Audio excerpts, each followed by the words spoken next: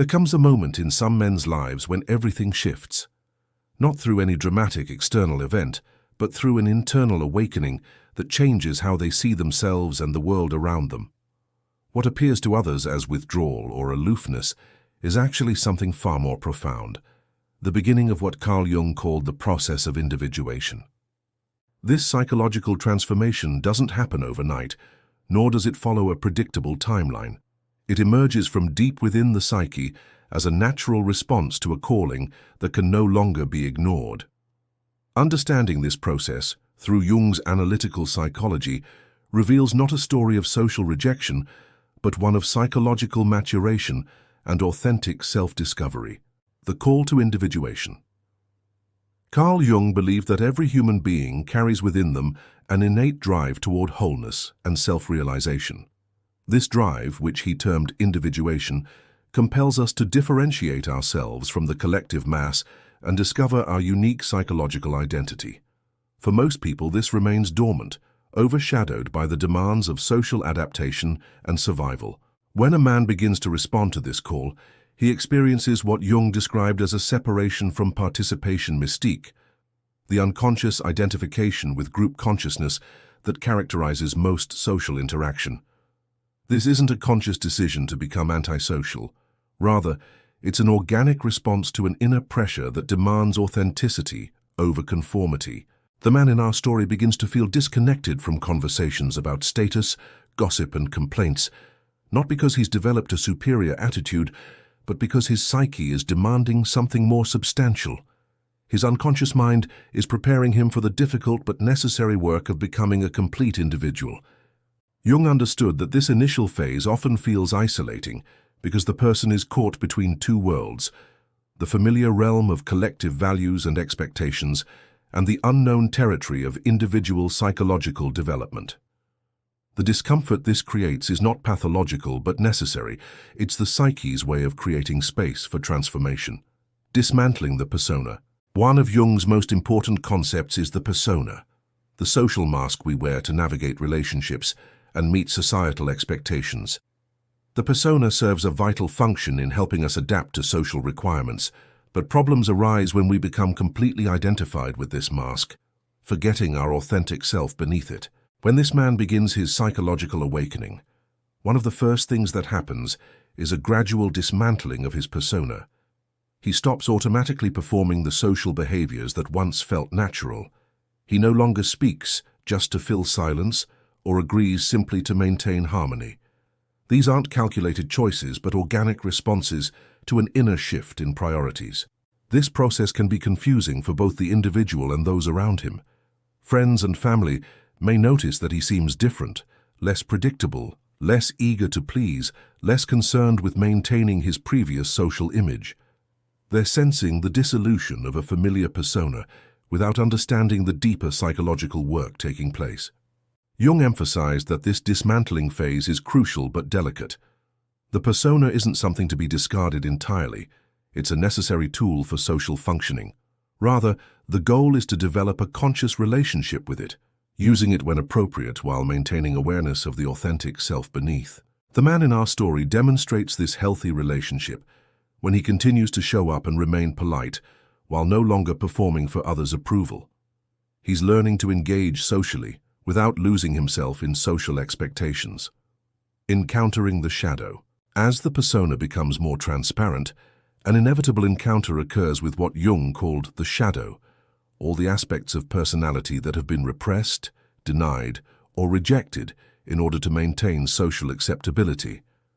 This confrontation is perhaps the most challenging aspect of the individuation process. The shadow contains not just negative qualities, but also positive potentials that were sacrificed to fit social molds.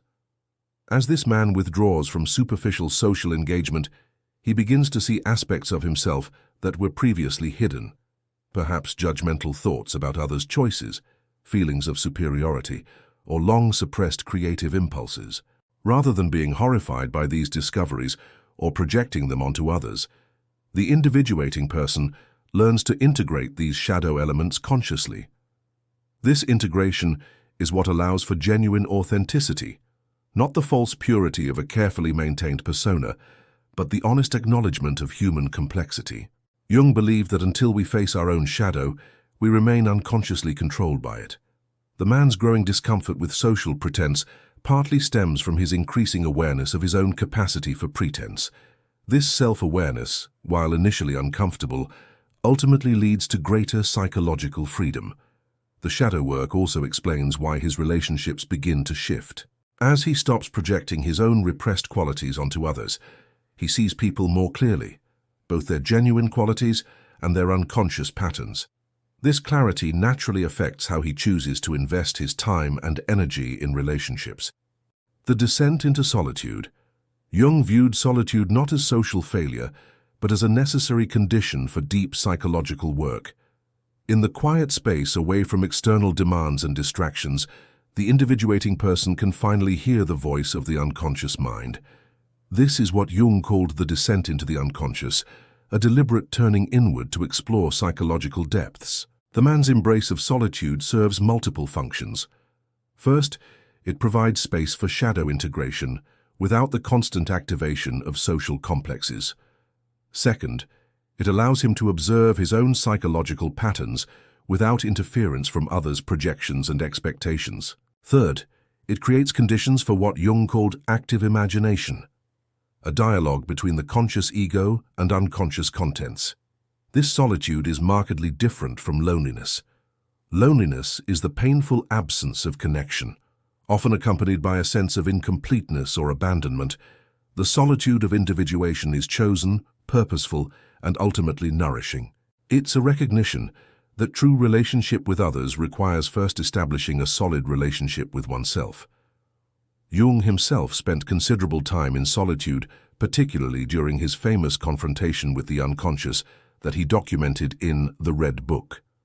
He understood that certain psychological developments simply cannot occur in the constant presence of others, no matter how well-meaning they might be.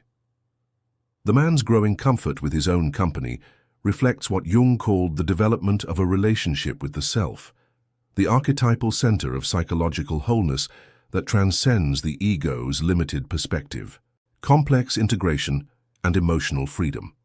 During this period of withdrawal and introspection, the man encounters what Jung termed autonomous complexes, emotionally charged psychological patterns that operate independently of conscious control.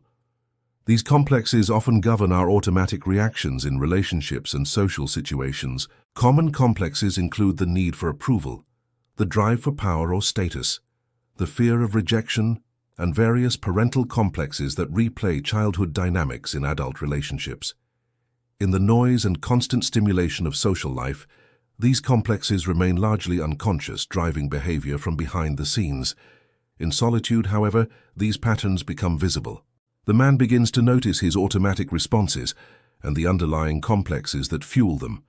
This awareness is the first step toward what Jung called complex integration, the process of bringing these autonomous patterns under conscious influence. As complexes are recognized and integrated, emotional freedom naturally follows.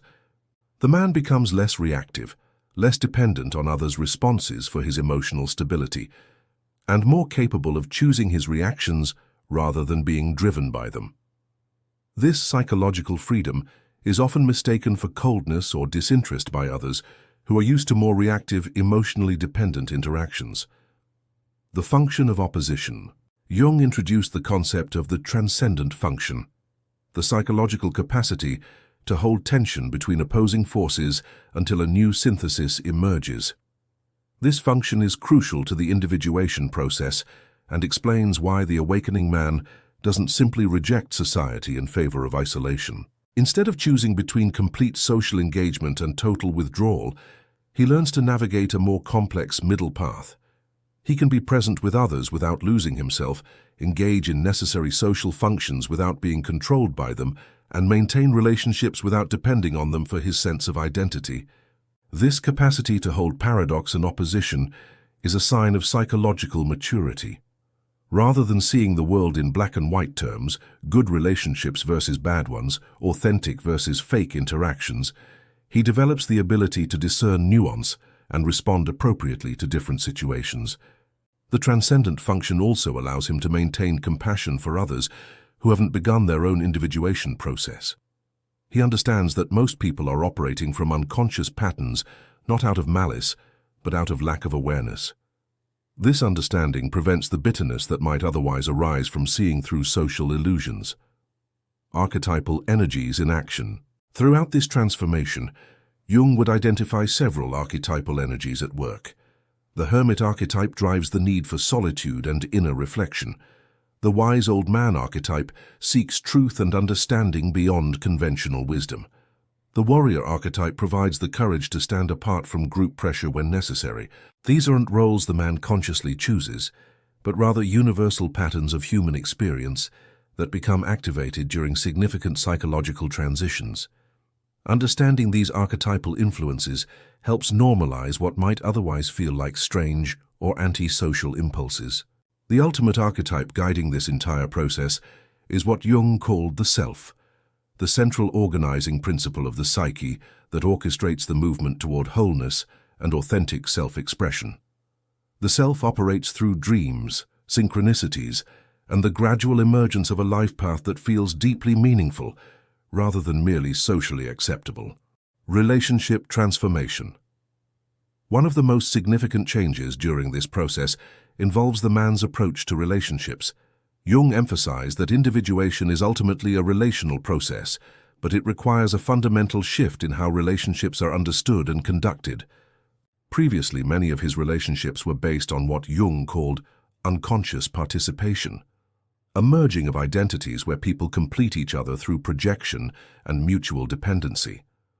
While these relationships can feel warm and connected, they often prevent true intimacy, because neither person is fully present as themselves. As the man individuates, he loses interest in relationships based on mutual illusion or emotional fusion. He can no longer participate in the subtle agreements that keep everyone comfortable but prevent authentic expression. This doesn't make him cruel or dismissive. It makes him unavailable for relationships that require him to abandon his emerging authentic self. The relationships that survive this transformation are those based on what Jung called psychological relationship, the meeting of two individuated persons who can be fully themselves while respecting the other's autonomous development. These relationships are rarer but far more satisfying because they're based on choice rather than need, recognition rather than projection. The search for authentic connection. The man's hope for finding someone awake represents what Jung understood as the deep human longing for authentic relationship. This isn't about finding someone who shares his exact perspectives or has undergone identical experiences, but rather someone who has also done the difficult work of psychological self-examination and integration. Jung believed that such meetings between individuated persons were rare but transformative when they occurred. These relationships are characterized by mutual respect for each other's psychological journey, the ability to maintain individual identity while in relationship, and a shared commitment to truth over comfort. The rarity of such connections explains why the individuating person often prefers solitude to superficial company. It's not that he dislikes people, but rather that he values authentic relationship too highly to settle for its imitations. This preference reflects psychological health rather than social pathology. The integration phase. As the individuation process matures, the man reaches what Jung called the integration phase. This doesn't mean the work is complete. Individuation is a lifelong process, but rather that he has established a stable foundation for authentic living. In this phase, he no longer needs external validation to know his own worth. He can engage with others without losing himself or requiring them to validate his choices. He has developed what Jung called psychological independence, the ability to be fully himself, regardless of others' responses. This integration manifests as a quiet confidence and presence that others often find either inspiring or unsettling. He no longer needs to prove himself, defend his choices, or seek approval for his way of life. This freedom from external validation paradoxically makes him more attractive to others, though he's no longer motivated by that attraction. The cost and reward of authenticity. Jung was honest about the costs of individuation. The process requires giving up the comfort of unconscious belonging, the security of group approval, and the simplicity of conventional living. It demands ongoing self-examination, the courage to stand alone when necessary, and the willingness to be misunderstood. However, Jung also understood the profound rewards. The individuated person experiences a sense of inner freedom that no external circumstance can touch. They develop access to creative energies and authentic self-expression that enriches not only their own life, but potentially the lives of others who encounter their genuineness. Most importantly, they achieve what Jung called psychological peace, the harmony that comes from living in alignment with one's deepest nature, rather than in opposition to it. This peace isn't the absence of challenge or conflict, but rather the presence of inner coherence and authentic self-expression. Living the individuated life. The final image of the man walking alone, not as an outsider, but as a man at peace with the cost of truth, captures the essence of what Jung saw as psychological maturity. This isn't isolation born of bitterness or superiority, but solitude chosen from a position of inner fullness. He no longer needs the world to change for him to feel complete. He doesn't require others' agreement to feel confident in his own perceptions. Most importantly, he doesn't need external validation to know who he is. These freedoms allow him to engage with life from a place of choice rather than compulsion. This doesn't mean he becomes a hermit or rejects all social interaction. Rather, he engages selectively and authentically, choosing relationships and activities that align with his deeper values rather than merely fulfilling social expectations or alleviating loneliness. Jung would see this man not as someone who has rejected humanity, but as someone who has done the difficult work of becoming fully human. His apparent separation from others is actually preparation for deeper, more authentic forms of connection. His solitude is not an end in itself, but a necessary foundation for relationships based on genuine recognition rather than unconscious need. In Jung's view, such individuals serve a crucial function in society. By refusing to participate in collective unconsciousness, they create space for others to awaken to their own authentic nature. They serve as living examples that there are alternatives to conventional ways of living and relating.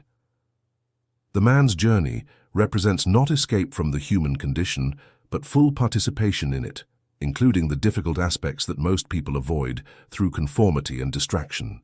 In walking alone, he paradoxically connects with the deepest currents of human experience and opens the possibility for others to do the same. This is the ultimate gift of individuation, not just personal freedom and authenticity, but the modeling of what becomes possible when someone has the courage to undertake the lifelong journey of becoming who they truly are.